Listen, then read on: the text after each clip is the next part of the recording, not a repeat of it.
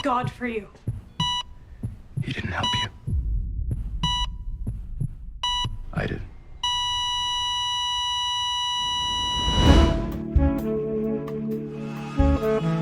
It feels like Marvel has been in purgatory for ages. Endgame is turning 6 later this year, and in that time, there have been 27 entries into the MCU, ranging from solid to borderline unwatchable, the majority of which landing somewhere in that middle range of painful mediocrity. There's a noticeable lack of consistency lately compared to the earlier phases. Sure, not every film was a knockout, but you were guaranteed something of quality pretty much every year. There was a clear direction with these stories, and despite growing in scale year after year, they made sure to never shy away from priority number one: character. The reason these movies work as well as they do aren't because of cameos or the setups for other heroes in this universe. They told compelling, character-driven stories with real internal struggles and relationships that had been carefully built over time. For example, Infinity War is the biggest movie ever made. In terms of sheer size and scale, this movie shouldn't even be coherent, let alone exceptional.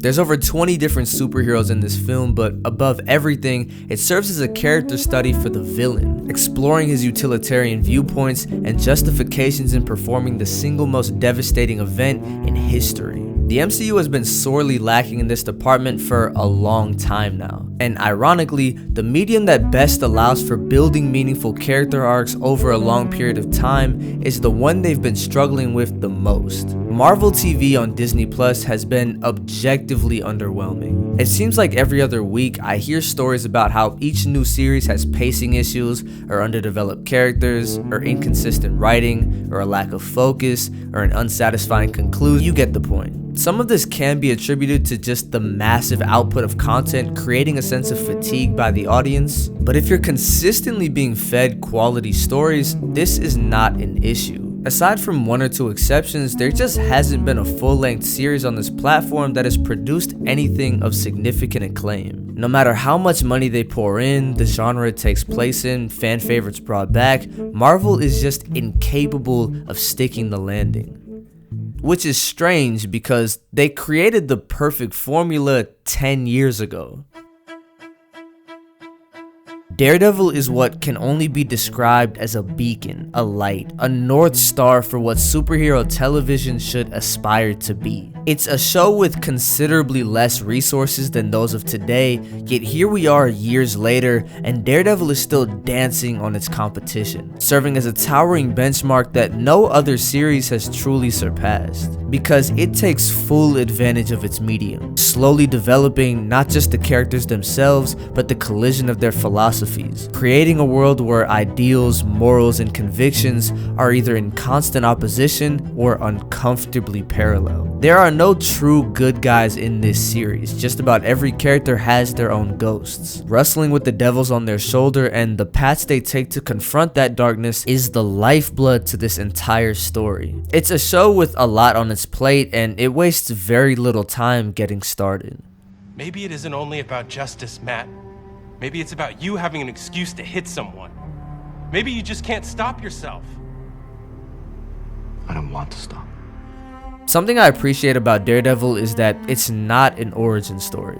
Not in the traditional sense. We aren't told Matt's life story and everything that happened in his life that led him to become Daredevil chronologically. What this series cares more about is, now that he's become Daredevil, how does this affect the life of Matt Murdock? The bread and butter of this show are those two personalities in constant odds with one another. A classic, tried and true concept in the world of superhero storytelling, but one that is almost foreign to a modern audience. In the MCU, the Avengers aren't only open about their identities, they're celebrities. People walk up and take selfies with them on the street. Because with all of these films taking place on such an enormous multi-dimensional scale, a secret identity is the least of their problems. Having a character who struggles to keep these two aspects of his life as separate as possible is almost meaningless in comparison, yet its effects feel much more profound. Of course, we are given insights into his past, but only to give further context on how it shapes his present and the lasting impact his choices have on those around him. Besides, dedicating the entire series to focus on Matt's origins would be unnecessary, considering everything we need to know about his character is shown in episode 1.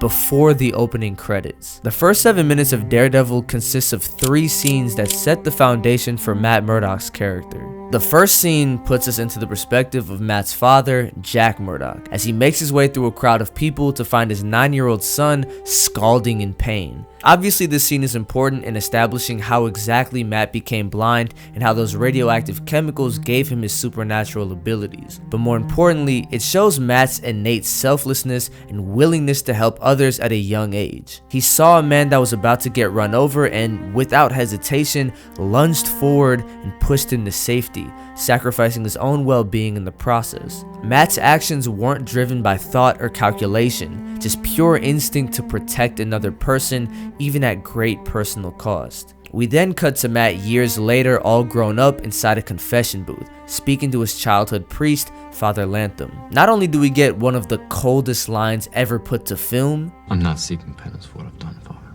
I'm asking forgiveness for what I'm about to do. we also get 2 critical insights into Matt's upbringing. Number 1, he's a Catholic. His background growing up in the church is a primary factor into why Daredevil exists in the first place. He believes that this was the reason he was put on this earth, that God gave him the abilities to hear an entire city's cry for help so that he could act as God's soldier. It's the reason why he refuses to act as executioner. Matt's faith is a constant source of inner turmoil, and as the series progresses, he encounters people who, in his eyes, don't deserve to take another breath. People whose actions are so heinous that he struggles to even grasp at the concept of mercy altogether. In his confession, Matt also goes into great detail about his father's career as a boxer.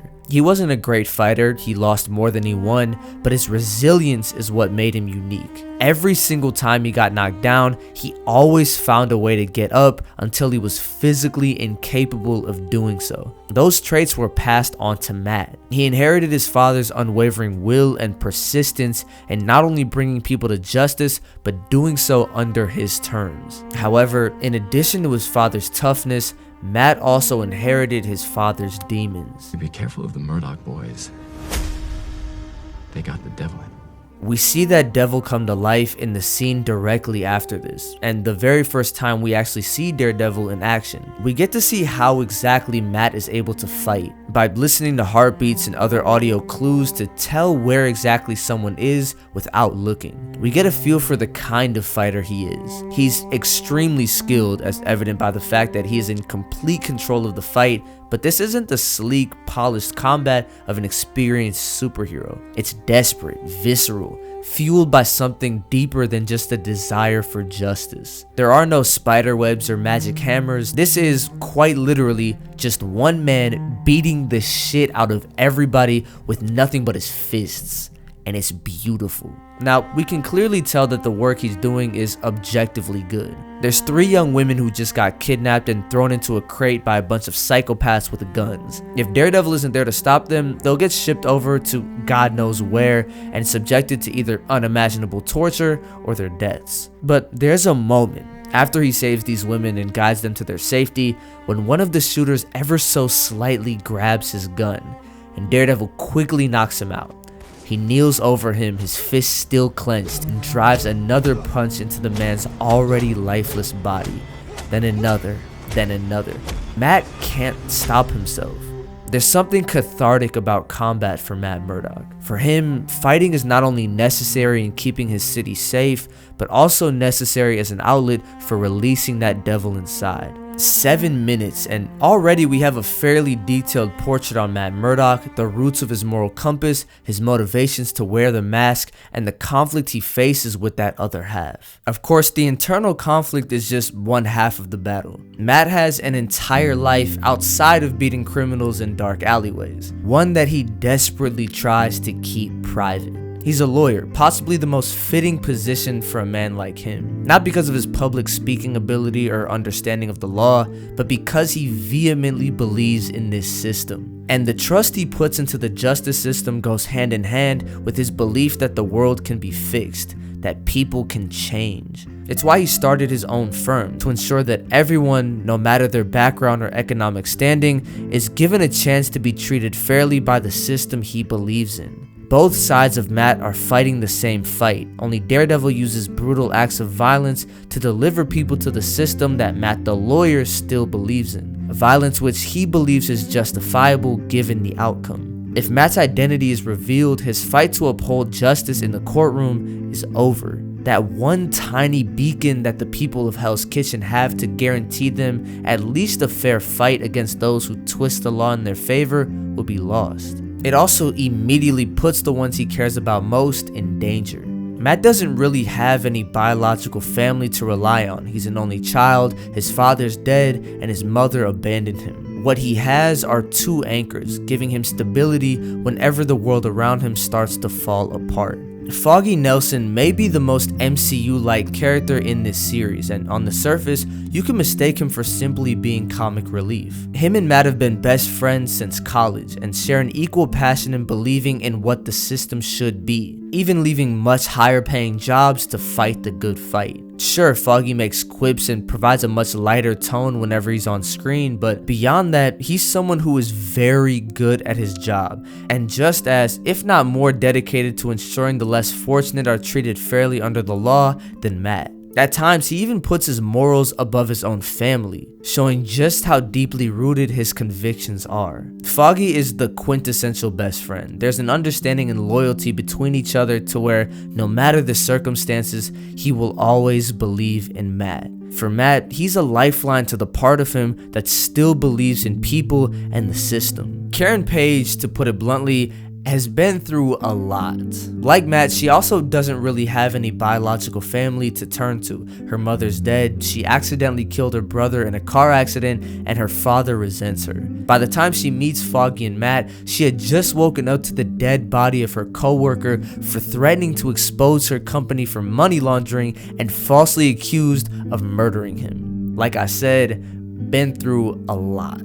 Karen is a very interesting character. Initially, she serves as the love interest for both Foggy and Matt, but as time passes and she gains more of an insight on the world these two operate in, she too develops that same belief in justice. She discovers that she has real skills in investigative journalism. With each new investigation, Karen uncovers corruption and the everyday struggles of broken people, struggles that she herself has dealt with her entire life. If Foggy serves as the connection to his lawyer side, Karen serves as more of an emotional tether. Sure, they obviously have a romantic connection and feelings for each other, but that connection stems from shared trauma. She knows firsthand what it's like to face loss, guilt, and despair, and her understanding of pain makes her someone who can truly relate to Matt's darker side.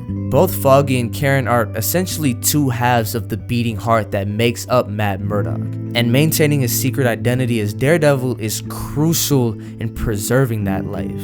But in a sick twist of fate, the harder we see him try to keep that secret, the further apart from them he becomes. Because Daredevil operates in a world that is brutal and unforgiving. The city of Hell's Kitchen is a broken place, and that tone is felt throughout every aspect of the series. Prop designer Michael Jortner said that part of the crew's job was ensuring that each new location went through a sort of Hell's Kitchen aging, no matter how brand new they are. It's not the flashy Times Square we're used to seeing in other Marvel properties. It's cold, damp, and gritty. It doesn't glamorize the superhero lifestyle. When you see Iron Man flying in his suit, you fantasize about being in that position. Same with Spider-Man swinging through New York City, or Thor summoning lightning with his hammer.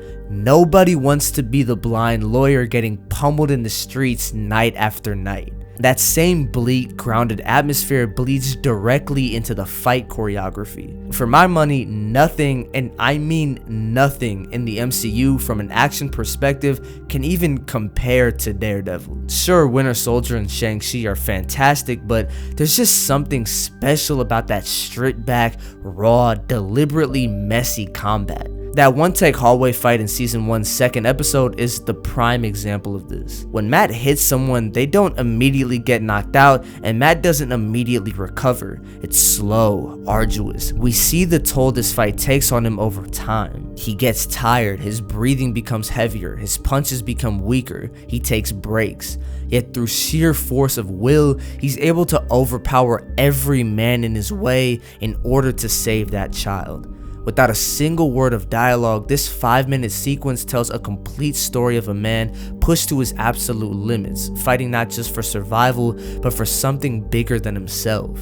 Not only does this scene work well by itself, it also flows perfectly within the context of the rest of this episode, and Jack Murdoch's own tale of persevering through his own obstacles both on and off the ring, knowing the toll it'll take on him. Genius. As season 1 progresses, an air of hopelessness begins to form. We're shown levels of violence, corruption, and brutality that not even this already broken city has seen before, all of which stem from one man. I don't think there's enough praise I can give about Wilson Fisk. Sure, there are villains in this universe that he can't even lay a finger on, yet he feels infinitely more powerful. He quite literally has this city in the palm of his hand, his influence reaching everywhere from its police stations to Fortune 500 companies. He runs his operation at a level of control that nothing can get to him. He's always 10 steps ahead of everybody else. Every possible scenario has been accounted for. He has backup plans for his backup plans. In every corner of this city, he has eyes, ears,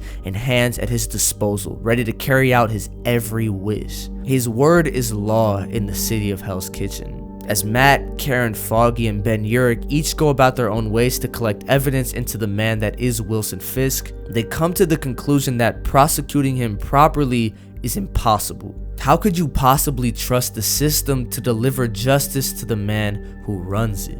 A man who threatens the jury's family when convicted. A man whose own people would rather take their own life than betray him. Wilson Fisk is cold, calculated, and extremely intelligent. But at the same time, there's an innocence about him. Not innocence in the sense of being framed or misunderstood, but the kind where he often feels like a child trapped in a 6'4" grown man's body. He took his first life when he was 12 years old, and in doing so became trapped. No matter how much wealth he accumulates or how many people he controls, his essence will forever be that angry little boy covered in blood. This is who he sees every time he looks in the mirror. This is what makes the dynamic between him and Matt so compelling. The two actually have a lot in common. For one, they both love this city deeply and believe that they're the ones destined to save it. And the reason both of these men live the lives they live are in large part due to the deaths of their fathers. The fundamental difference is that Fisk's father died by his hand. That moment is what separates the two and, in a way, serves as the ultimate justification for Matt's no-killing rule. If he goes down that path, this is who he becomes. Let's just ignore the various traumas Fisk had to deal with during his childhood. The minute he bludgeoned his father's skull with a hammer, his mind became polluted.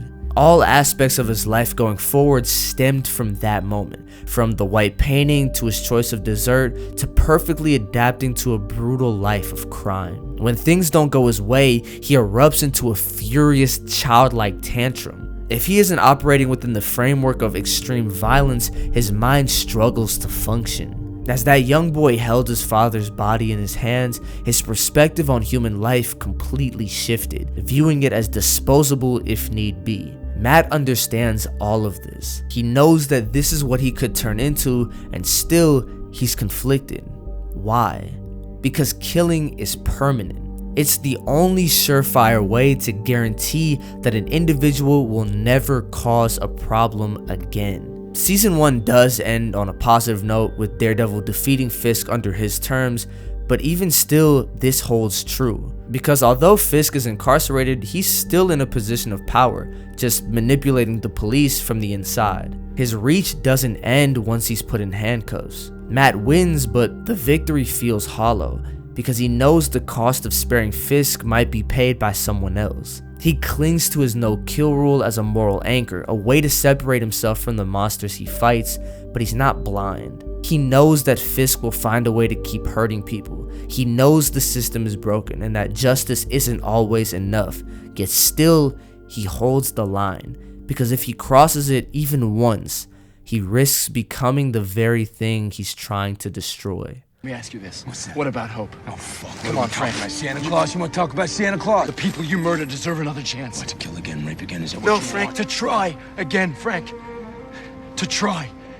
By the end of season 1, Matt has forged an identity, Daredevil, a symbol, a protector, but it's an identity born in compromise. Season 2 takes this idea and flips it on its head with Frank Castle. Instead of challenging Matt's moral compass through the eyes of the villain, we do so through the eyes of another vigilante. Like Daredevil, the Punisher also has a desire to rid the world of its evils, only with two key distinctions. Number one, he's primarily motivated by vengeance. Instead of the general well-being of innocent people, his actions are a result of both the PTSD he suffered during his time in Afghanistan and revenge on the men who killed his family. Number two, and most importantly, he kills. Their conversation in episode 3 is in contention for the best written scene in the entirety of the MCU. It consists of just these two sitting on a rooftop, Daredevil chained up to a chimney, explaining their differing beliefs and their justifications for approaching justice the way they do. I would argue that the Punisher has a more profound impact in challenging Matt's beliefs in this season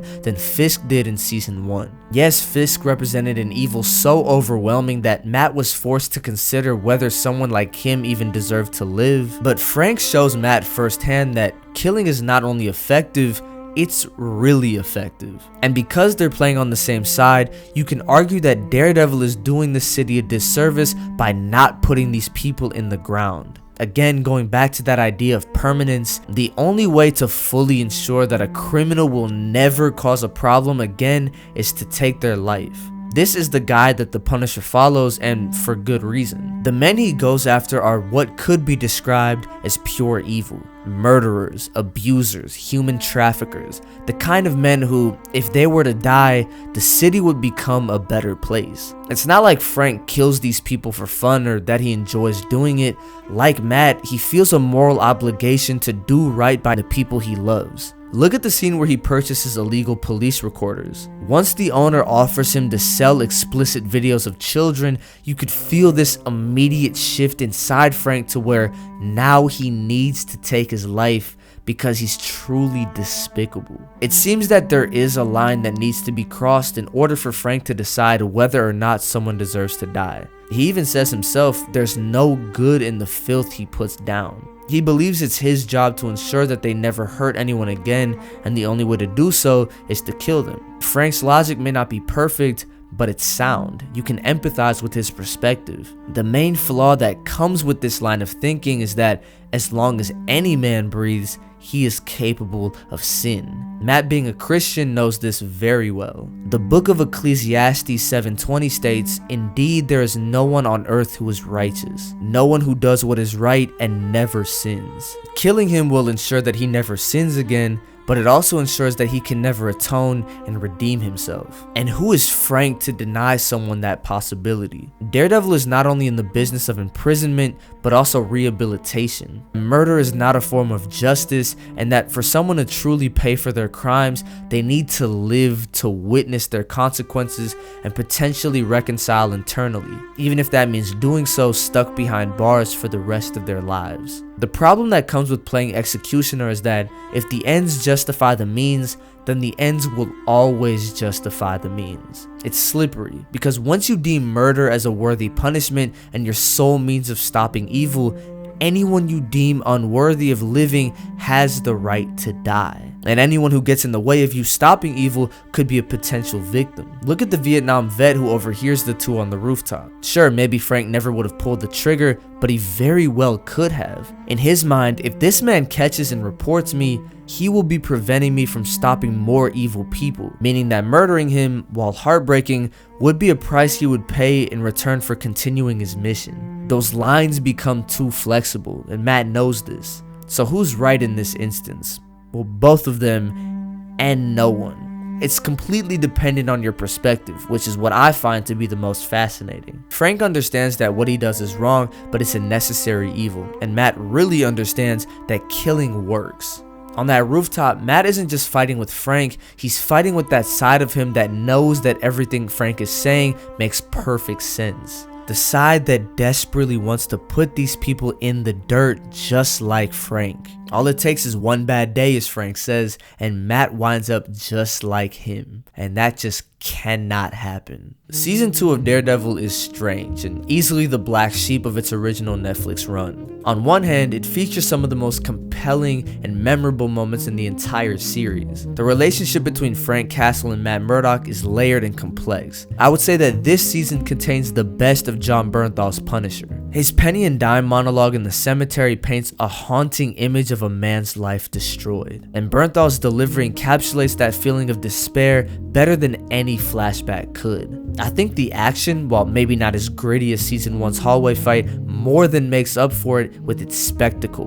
Both the one-take stairwell fight with the gun taped to Daredevil's arm and Punisher's massacre in the prison are expertly well done. In fact, those early episodes when it's just these two are up there with some of the show's best. There's a clear conflict that should have transitioned into a more meaningful confrontation with the season's main villain. Instead, we get the Hand, who we briefly saw in season 1 and really serve as the setup as being the main antagonist for the Defenders, the big team up between all of the other Marvel Netflix shows. There are a multitude of reasons why the Hand really don't work well as the central villains this season, a lot of which come from some behind the scenes issues and the former head of Marvel TV being a fucking racist who wanted key parts of their story cut out because, quote, nobody cares about Asian people. Season 2 unfortunately deals with a lot more MCU-ification compared to seasons 1 and 3, in the sense that more emphasis was placed on setting up this brand new team-up storyline instead of really fleshing them out as villains. This leads to them being flat and boring, serving as nothing more than faceless ninjas for Daredevil to beat up. I think the show did the best they could with the material and making Elektra the central focal point,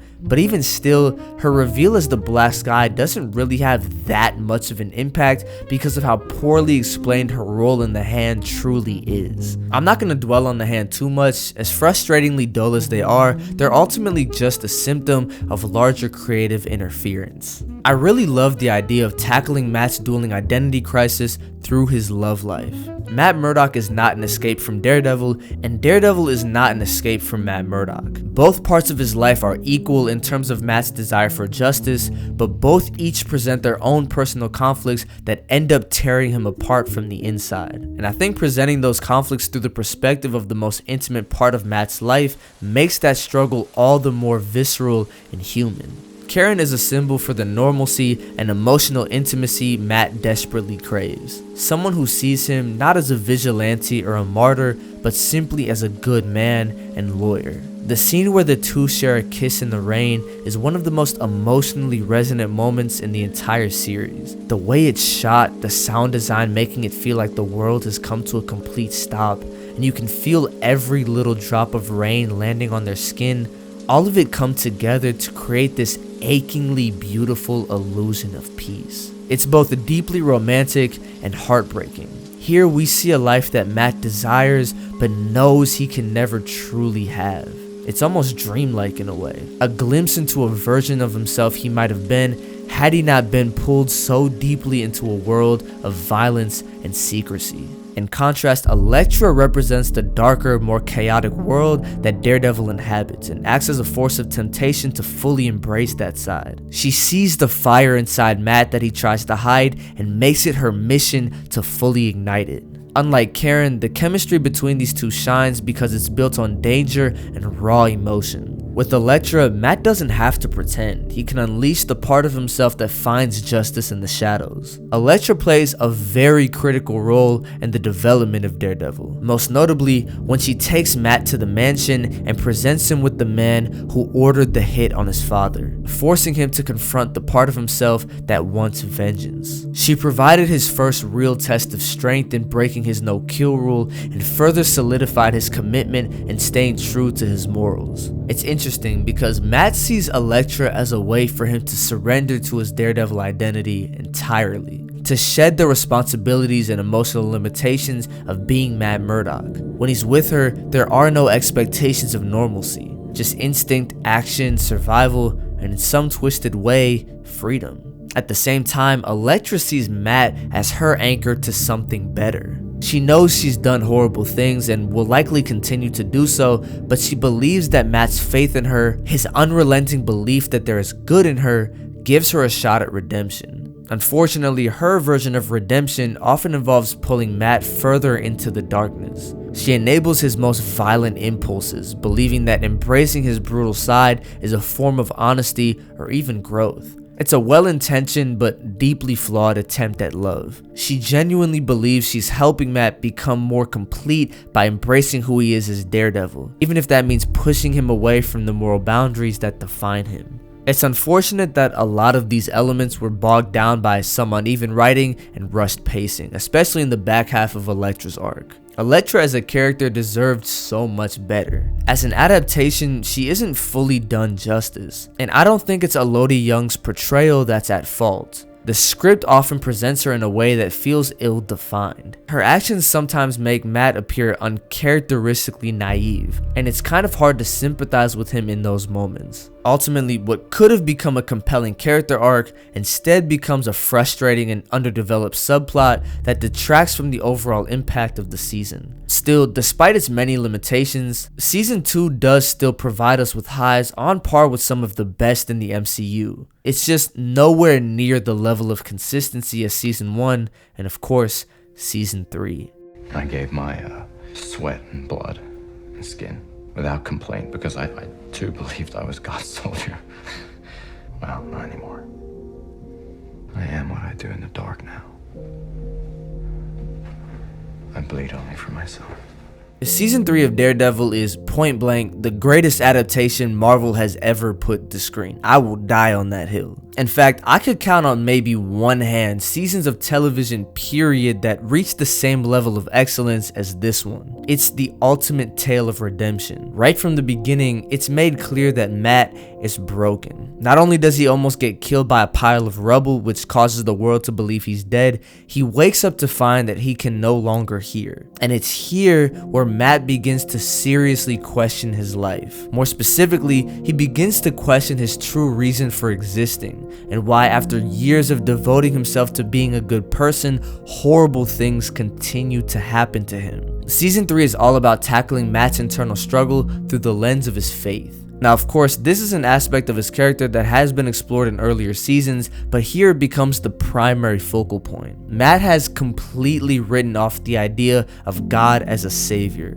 because throughout all of the hardships he's had to endure in his life, being blinded as a child, the death of his father, his mother and mentor abandoning him, an ever-growing separation between his two best friends, losing his soulmate, and an almost non-existent personal life, on top of the countless physical beatdowns leaving him severely bruised and battered, the one beacon of hope leading him to carry on was the idea that he was fulfilling God's mission, that God was allowing Matt to hear the cries of others so that he would be able to rescue them. During a talk with Sister Maggie, Matt likens himself to Job, someone who dedicated his life in serving God's will, sacrificed his personal relationships, and gave his blood, sweat, and skin because he believed in that mission. And all he was left with was despair. He comes to the conclusion that he will no longer live his life as Matt Murdock. He refuses to reveal to his friends that he's alive because he is only Daredevil. And if he's physically incapable of being Daredevil, he would rather die. I think this is the darkest place Matt has been in the series, because throughout all of the other traumatic events, there was always this thread connecting him back to the ones he cares about. The struggle was always making sure he could have a balanced life with his loved ones while also cleaning up the streets. Now he's reached the place where he feels like abandoning everything he holds dear is necessary in order to do away with God's mission and forge his own path. Here we see a man lost, confused, and suicidal. Someone whose entire worldview has completely crumbled. Someone who realized everything he's been fighting for was for naught. And to make matters worse, the man who's broken him more than anyone else was just released from prison. Wilson Fisk in season 3 is comically powerful.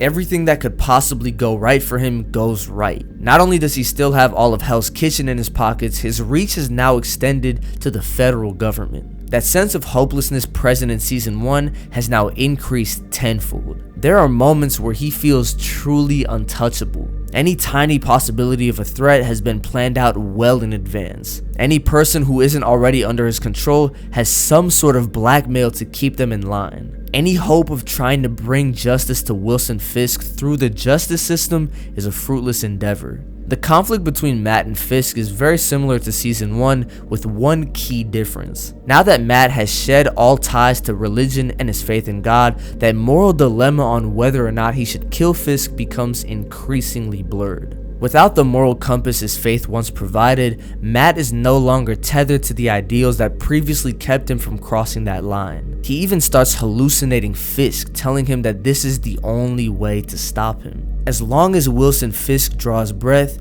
no one is truly safe. His power transcends captivity. He's a sick, calculating mind warped by obsession and ego, and a master manipulator who weaves fear, corruption, and control with terrifying precision. He displays an almost mythic embodiment of evil, not unlike the devil himself. And much like the devil, one of his greatest strengths is preying on the minds of the broken to do his will. FBI agent Ben Poindexter is the most noticeable example of this. Dex is someone in desperate need of purpose. He thrives off of positive affirmation, and anyone who gives it to him immediately becomes an emotional anchor, someone he will obsess over, follow relentlessly, and do absolutely anything for. On the flip side, the second that attention is stripped away, they become dead to him in an instant, and dead to the world just as quick. In other words, he doesn't love, he latches. When Fisk learns about his past through one of the most unique flashback sequences I've ever seen put to screen, combined with Dex's superhuman accuracy, he starts foaming at the mouth. Imagine the kind of damage a man of his talents could achieve when placed under his control. So now, on top of the invincible crime boss and his gang of corrupt officials, Matt now has to deal with an unhinged sharpshooter who can turn even the most mundane of objects into a deadly weapon. For as expertly well shot as that 11-minute one-take prison escape sequence is, for my money, I actually think the best action in this season comes from the fight in the Bulletin. From a technical level, this scene is excellent. The direction and choreography plays perfectly into each fighter's strengths. Daredevil's sequences are shot in fluid, continuous takes that highlight just how methodical and practiced Matt is in close quarters combat. His movements are clean, confident, and efficient. In contrast,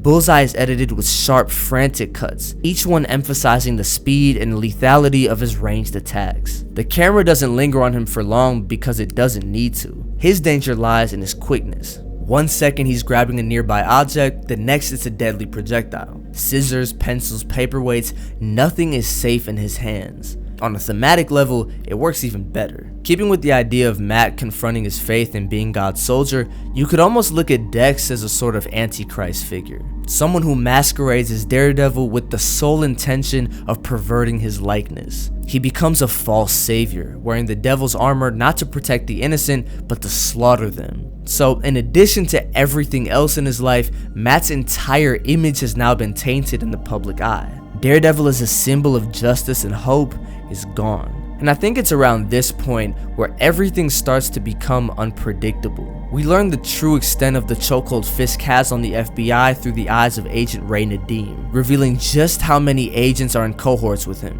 When Karen goes to confront Fisk, there's a real fear that Fisk will break her neck right then and there. And given just how much power he has, even if the cameras catch it, he'll undoubtedly get away with it. And with each passing moment, as Matt continues to lose more and more, and Fisk continues to gain more power, the urge to kill him grows to its highest form. Every single plan they've made, no matter how genius or well thought out, does not work. Because you cannot rely on the justice system to defeat the man who runs the system. All the way up to that final fight, you cannot predict if Matt will finally break his rule. Fisk has given him every reason to do so. Matt knows that doing so is the only way he can truly stop him, and the world would, in all likelihood, be better off if he does. God knows he wants to, as he says in their final confrontation. But after pummeling Fisk with his Muay Thai ropes, bloodying up his pristine white painting in front of the woman he loves, both hands on his neck ready to twist, 3 seasons, 39 episodes, and years of pent-up aggression are released into one single scream. And he wins. He doesn't win by guaranteeing Fisk will stop evil or putting him behind bars. He wins because he never gave into that corruption. He wins because for all of Fisk's manipulation, for all the pain he caused, he couldn't take away Matt's soul. He couldn't take away the one thing Matt had left after being stripped of everything else. There are people in this world that care about Matt Murdock. Father Lantham's final words after being stabbed was a quiet whisper that only he could hear saying, "Forgive us. Don't let my death fuel your desire for vengeance." That was a call to remember what sets Matt apart from the men he fights. Because Lantham, like so many others in Matt's life, believed in his capacity for grace even when Matt himself didn't. I think that's what makes this show, and this season in particular, so great. It's a superhero show that dares to treat themes like religion not as an aesthetic or a punchline, but as a living, breathing part of its character's identity. It doesn't sideline faith or reduce it to an allegory, it wrestles with it. And what's even more impressive is how resonant that struggle is, regardless of where you fall on the religious spectrum. Because Matt's pain is something deeply human. His crisis of faith, his anger, doubt, despair, and eventual acceptance isn't just about God, it's about purpose, about holding on to a belief in something greater even when the world gives you every reason to let it go. That kind of nuance is almost unheard of in storytelling, period, much less a product of the Marvel Cinematic Universe. In a way, it goes beyond just good storytelling, it's something that actively strengthens our own spiritual outlook. That's a rare kind of impact. A reminder that a character wearing red horns can still reflect the deepest truths about grace and belief. Daredevil is a once in a blue moon type of series, the kind where almost everything fits together perfectly. It's raw without being cynical, spiritual without being preachy, and it trusts the audience to sit with hard questions about justice, forgiveness, vengeance, and identity without demanding clean answers. That 3-season run is the greatest thing Marvel has ever put to screen, and given its current state, I don't see anything matching it anytime soon. And yes, that includes Born Again. It set a bar, not just for superhero storytelling, but for character-driven drama as a whole. It understood that the most heroic thing a person can do isn't always throwing a punch, but choosing not to. In the end, Daredevil isn't just about a man in a mask, it's about holding on to who you are, even when the world tries to rip it away. Thanks for watching.